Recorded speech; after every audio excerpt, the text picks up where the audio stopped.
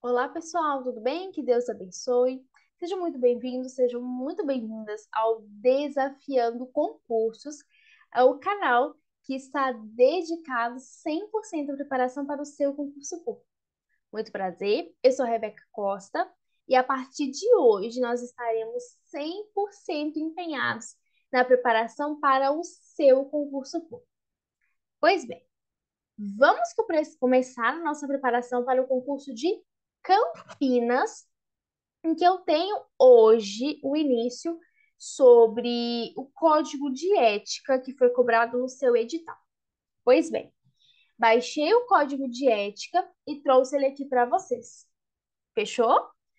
Qual é o nosso principal objetivo aqui? Passar para vocês a maior quantidade de conteúdos possível e você ser aprovado. Em nome de Jesus. Esse é o foco do Desafiando Concursos. Pois bem, trago aqui todos os pontos importantes e também questões. Como nós estamos tratando do código de ética e relativamente ele é pequeno, não puxa muito, eu trouxe todo o código de ética para vocês, que está lá no seu edital. Basta você clicar no link e o link já te direciona para um PDF. Fechou? Vamos lá então, pessoal. Pois bem, eu fiz aqui, né, uma cópia da, da, não, do código. E ele começa com a seguinte redação: com base nas orientações e normas transcritas nesse manual, conclui-se que o servidor público é ter a honra de servir a população. Gente, eu achei tão bacana essa frase, servir a população, por quê? Porque o servidor público, ele vai atuar, ele vai agir com o pensamento de eu vou servir a população. E dentro disso, nós podemos até mesmo incluir um princípio muito importante da administração pública, que é o quê? Que é o princípio da impessoalidade. Ou seja, eu, servidora pública, eu não posso querer beneficiar uma pessoa específica ou querer prejudicar uma pessoa por fins pessoais. Ou seja, a fulana ali, eu não gosto dela, vou fazer isso aqui para prejudicá-la. Ou, nossa, é meu familiar, é meu pai, é minha mãe, eu tenho que beneficiar. Não. Você é um ser imparcial. Essa é uma característica muito forte da administração pública e que difere muito quando nós estamos tratando de interesses pessoais. Por quê? Porque nós temos na nossa Constituição, para nós, seres particulares, o que que nós temos? Nós temos que eu não sou obrigada a fazer aquilo que a lei não vai me dizer. Ou seja, eu, Rebeca, só vou fazer aquilo que está. Perdão, eu não. Eu só vou. Não vou, por exemplo, vou exemplificar aqui para ficar mais fácil, tá? E dá uma confusãozinha. Vamos imaginar que não exista lei, realmente não existe, que fale assim: você particular não pode usar, ou pode usar, não tenho nada falando, tênis amarelo às segundas-feiras. Aí o que que eu falo? Poxa, se eu não tenho nada falando que eu não posso usar tênis amarelo segunda-feira, eu vou usar, porque eu não tenho nada que me proíba. Você particular, você e eu. Só que para a administração pública é diferente. O que que eu tenho para a administração pública? Só posso fazer aquilo que a lei permite. Ou seja, Rebeca, mas eu quero praticar determinado ato, mas não está me falando na lei que não é proibido. Exatamente. Por isso você não pode fazer. Você, administrador, só vai fazer aquilo que a lei te der ali para você fazer. O que difere no nosso caso particular.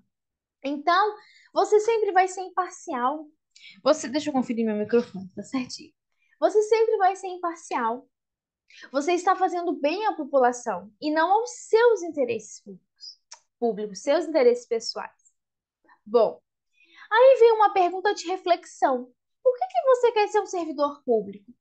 E nesse momento eu aposto que várias pessoas responderiam a várias respostas, com várias argumentações, por conta da estabilidade, por conta de status, por conta da família, porque é um sonho, né, desde a infância. Quantas e quantas pessoas não falam isso? Mas qual é o real objetivo de você querer ser um servidor público? Deveria ser o quê? Servir a população, ajudar a população. Bom, e com isso, nós chegamos a um ponto muito interessante: ética. O que é ética? O que diferencia a ética da moral? Porque é um ponto muito importante. Que é ética? É o conjunto de valores e princípios que usamos para responder a perguntas. Quero, devo e posso. A ética vai lhe ajudar a responder isso. Porque nem tudo que eu quero, eu posso. Nem tudo que eu posso, eu devo. Nem tudo que eu devo, eu quero. E na administração, acontece muito isso, né? Nem tudo que você deve, você quer fazer, mas você tem que fazer. Porque é o que a administração vai te dizer. Aí vem, você tem paz de espírito quando aquilo que você quer ao mesmo tempo, o que você pode e o que você deve, né? Ou seja, você quer, por que você quer? Você deve, por que você deve? E você pode, por que você pode? São três perguntas que resumem todas as decisões da nossa vida. Quero, devo ou posso? Bom, aqui vem, né, as boas-vindas à Prefeitura Municipal. E aqui começa um ponto muito importante. Falando no âmbito privado, eu conheço uma pessoa que sofreu tanto assédio moral, mas tanto assédio moral, que falou comigo, Rebeca, se eu soubesse que eu estava sofrendo assédio moral, eu teria falado. Essa pessoa não sabia. O assédio moral, ele vem de diversas vertentes. Ele se caracteriza como, nós vamos falar isso mais à frente, como vertical, como horizontal e até mesmo ascendente, subordinado para chefe. Ou seja, você não tem. Eu não vou dar spoiler. Eu já ia dar um spoiler aqui, mas eu não vou dar um spoiler. Vou deixar para frente. Mas você precisa conseguir identificar quando é um assédio moral. E esse código vai nos trazer isso. Que a Prefeitura de Campinas, por meio da Lei Municipal 11.409, veda, proíbe o assédio moral no âmbito da administração pública direta e indireta, nas autarquias e fundações públicas, que submeta o servidor a procedimentos que impliquem a violação da sua dignidade, de um dos fundamentos da nossa Constituição, um dos fundamentos que é a dignidade, um dos fundamentos da República, garantir essa dignidade. Ou seja, é uma ação que vai expor o servidor a situações constrangedoras, trabalho humilhante ou degradante. Ou seja, eu vou expor aquele servidor ao ridículo. Eu vou expor o servidor a situações constrangedoras no seu ambiente de trabalho, com seus colegas de trabalho, que afeta a sua vida tanto do lado moral quanto até mesmo do seu lado físico. Como eu disse para vocês, essa pessoa que eu conheço, ela sofreu muito, porque o assédio era constante. E nós vamos ver isso aqui, era constante, constante, constante, constante. Era todos os dias, era raro o dia em que essa pessoa não sofria esse assédio moral. O artigo 2º e 3º desta lei, ele vai nos trazer um conceito muito, mas muito profundo do que é um assédio moral. Nesse caso, o que é assédio moral? É toda a ação, ou seja, Eu sou a primeira a fazer uma ação, partir de mim, é uma ação.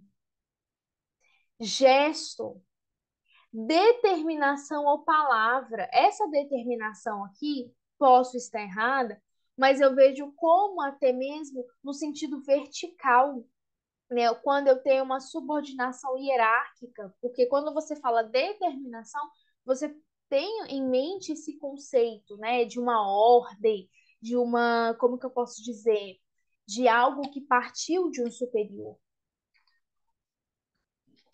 Ou palavra, praticada de forma constante. Olha que interessante. Constância, ou seja, que é efetuado diversas vezes. Porque o que que eu vejo aqui? Pode ter sim um dia em que, por exemplo, você está muito nervoso, teve um dia cheio, perdeu o ônibus, você está assim com aquele dia que, nossa, vou te falar, tá, não almoçou, não tomou café, enfim. E você está nervoso, você está nervosa. Aí você xinga um colega seu de trabalho. Aí depois você para e pensa, nossa, gente, poxa, não devia ter agido assim com ele, né? Aí você chega lá, fulano, poxa, me perdoa. Não foi a minha intenção. Não queria te machucar, não queria porque estava nervoso, estava nervosa. Não, tudo bem, ok. Foi uma vez que aconteceu. Mas aqui eu tenho a característica da constância, é sempre, é repetitivo, diversas vezes. Por agente, servidor, empregado, qualquer pessoa que, abusando da autoridade que lhe confere suas funções, tem por objetivo, ou seja, tem por objetivo com esse assédio moral o efeito de atingir a autoestima e a autodeterminação do servidor. Gente, isso é muito sério. Eu acompanhei de perto. E na época também eu não tinha, já tem muito tempo. Eu era ali o que? Adolescente, tem muito tempo. E eu me lembro que essa pessoa sofria muito, muito, mexia com o psicológico dela, mexia com o físico. É muito sério isso. E aqui eu trouxe um mapinha mental, né, dos tipos de assédio moral. Eu tenho aqui a ação, que eu representei por esse ação gera uma reação, gestos, determinação ou palavras. O artigo 3º vai me trazer as penalidades, as consequências, que é infração grave e sujeitará o infrator às seguintes penalidades. Leve, né, que é uma advertência, uma suspensão, que já é ali mediana, e o grave, demissão. Pode acontecer, então, uma dessas três penalidades com esse assédio moral. Advertência, suspensão ou demissão. Aí eu te pergunto, que era o que eu ia dar spoiler sem querer. Eu te pergunto, o assédio moral, ele só vai ser caracterizado pelo poder hierárquico, chefe subordinado? Não. O assédio moral é extensivo a qualquer um do ambiente de trabalho, do topo da hierarquia à base do quadro. Ou seja, eu tenho três formas de assédio moral. Eu tenho três vertentes, três classificações topológicas. Eu tenho o assédio vertical, o assédio horizontal e o assédio ascendente. No assédio vertical, eu tenho o hierarquicamente superior, que é o chefe, com o seu subordinado, que é ali o mais comum, né? Já no horizontal, eu tenho uma igualdade de posições. Por exemplo, colegas de trabalho que entre eles ali, que estão no mesmo nível hierárquico, que estão ali então praticando esse assédio. Ou até mesmo um assédio ascendente, que é quando eu tenho um subordinado que possui ali algum conhecimento prático, ele pratica o assédio sobre o chefe. Onde está essa definição? Lá no seu código e foi definido pelo Ministério da Saúde. Bom, fazer parte do serviço público significa o quê? Atuar com ética e responsabilidade, trabalhando com profissionalismo e dedicação em todos os aspectos. A partir de agora, você é um profissional. Acaba de ser investido no papel de agente dos direitos constitucionais do cidadão. Gente, por quê? Porque a Constituição garante direitos inerentes ao cidadão, à pessoa humana. Mas aí eu te pergunto, quem vai efetivar esses direitos? É o servidor público através da administração pública. E como que eu vou estabelecer esta efetivação? Como que eu vou ali pontuar, analisar? Através do estágio probatório, que nós traremos mais à frente. Bom, visto todos esses pontos, é certo que o servidor público ele será submetido a alguma missão. E quais são essas as missões? Promover o bem comum, né? Nós estamos falando todo momento cidadão, comum, comunidade. Então, promover esse bem comum. Representar a comunidade perante outras comunidades. Mediar a relação entre cidadãos e governo e também entre os próprios cidadãos. Ou seja, eu tenho como missão promover o bem comum, representar a comunidade, mediar a relação entre cidadão e governo e entre os cidadãos. Promover, representar, mediar, mediar. Ok? Vai que seja cobrado na sua prova. Bom, já o estágio probatório, que nós estávamos comentando anteriormente, tem o caráter de auferir o desempenho. Por quê? Porque nós sabemos que não é apenas e tão somente o candidato prestar a prova, foi aprovado de cara, já está apossado. Nós sabemos que não. O que eu tenho? Nos primeiros 3 anos, eu tenho esse estágio probatório, que vai ali analisar o desempenho da atribuição do cargo que ingressou por meio do concurso público. Só que aí, o estágio probatório, ele vai analisar alguns pontos importantes. A assiduidade, ou seja, aquele servidor é assíduo no trabalho.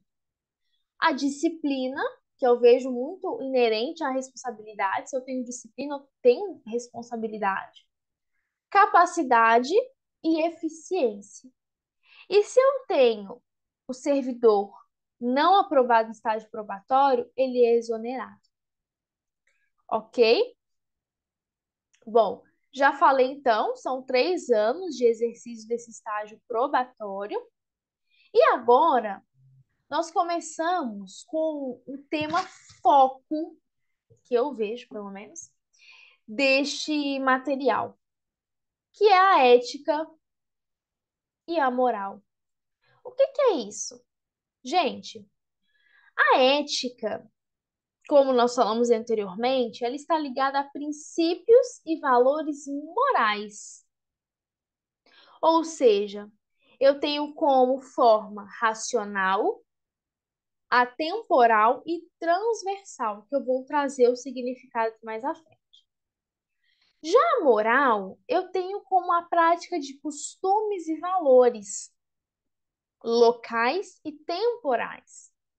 Está ligado a hábitos sociais micro, que são ali os valores pessoais, familiares e religiosos, e macro, como cultura, regional e social. Ou seja, a moral eu tenho ligado a algo muito personalíssimo, ou seja, eu tenho a minha moral, eu tenho os meus costumes, seja pessoal, seja familiar, seja religioso, seja cultural, ou seja, regional, ou vamos imaginar no meu caso, eu resido em São Paulo, eu sou mineira. Eu posso ter ali um hábito regional de onde eu vim. Ou seja, é algo que está ligado assim de forma intrínseca à minha pessoa. Ou seja, é algo personalíssimo, costumes e valores.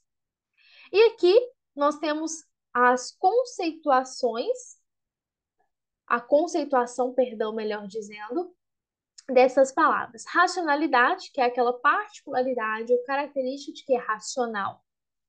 Atemporal, que não pode ser controlada pelo tempo. E transversal, cujo caminho é oblíquo, tendo algo como referente, ou seja, tendo uma referência, uma atuação de acordo com alguma referência. No serviço público, nós sabemos que os servidores eles servem para a população. É, o, vai ali, como que eu posso dizer, cumprir os objetivos em que a população se espera. E por isso não pode basear suas decisões em aspectos morais subjetivos. Ou seja, ah, eu não vou atender aquela pessoa ali porque a religião dela não bate com a minha. Não tem essa.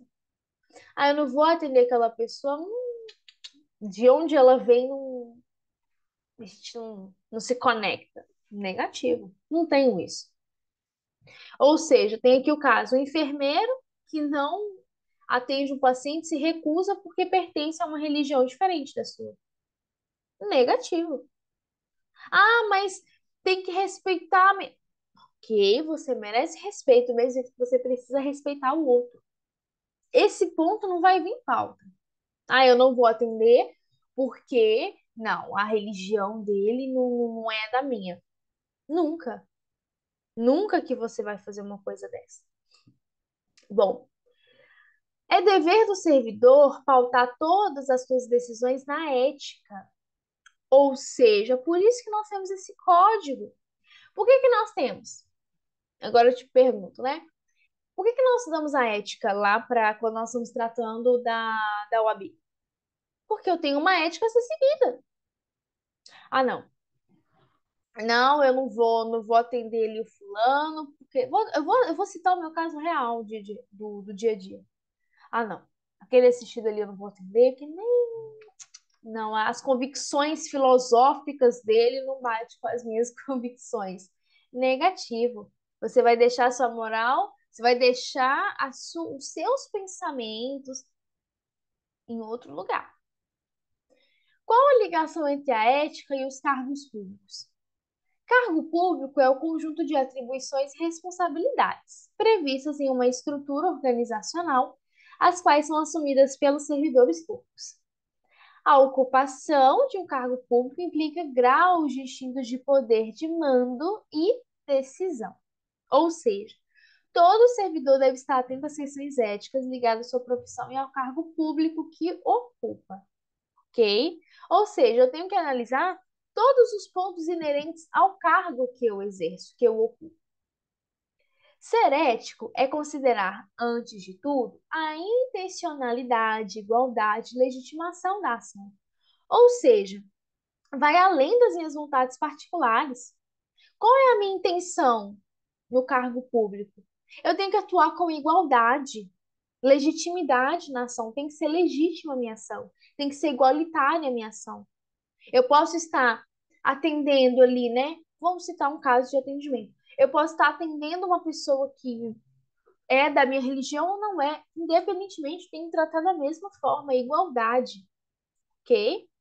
É utilizar a razão, tá? Em resumo, a responsabilidade do detentor de um cargo público, ou seja, o servidor, ele corresponde a três aspectos de consciência político-moral. Ou seja, o servidor ele vai zelar por algo que não lhe pertence, tem poder e autonomia proporcional à sua missão e vai realizar ações importantes, não em seu próprio nome, mas em nome de uma coletividade. Aí entra o ponto do quê? Da impessoalidade. Vamos começar a falar um pouquinho dos princípios constitucionais da administração pública. Princípio significa origem, né? Dando origem. Os princípios constitucionais são aqueles que servem como critérios às leis e normas.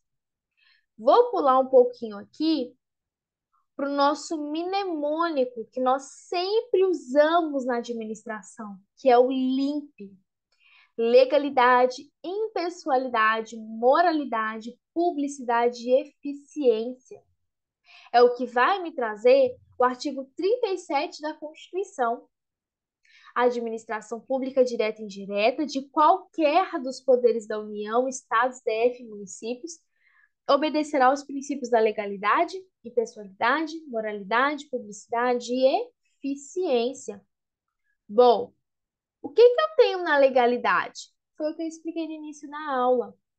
Eu, administração, eu, administrador, só posso agir conforme os moldes da lei. Quero agir de uma maneira, mas que a lei não está ali me proibindo. Não posso fazer. É diferente da autonomia privada. É diferente da liberdade no sentido privado. A impessoalidade, eu administrador, ser um ser, um ser que vem agir com essa impessoalidade, imparcial. Eu não posso agir em benefício de uma pessoa, ou eu não vou atribuir o meu cargo à minha pessoa, em si, em nome da administração. Moralidade, todos os atos, aí vem, né, a moral. Publicidade, todos os atos da administração são públicos. Ou seja, certames de concurso, certames licitatórios, aprovações, ou seja, é público. E a eficiência? Qual é a eficiência da administração, dos atos da administração para com a população? Ok? Bom, ficamos por aqui. Que Deus abençoe grandemente. Na próxima aula, nós vamos tratar um pouquinho do código na questão de legislação, tá? Do Código de Ética do Servidor Federal e o Estatuto do Servidor Público Municipal de Campinas. Tá bom, pessoal? Que Deus abençoe e até a nossa próxima aula. Fiquem com Deus e até lá. Tchau, tchau.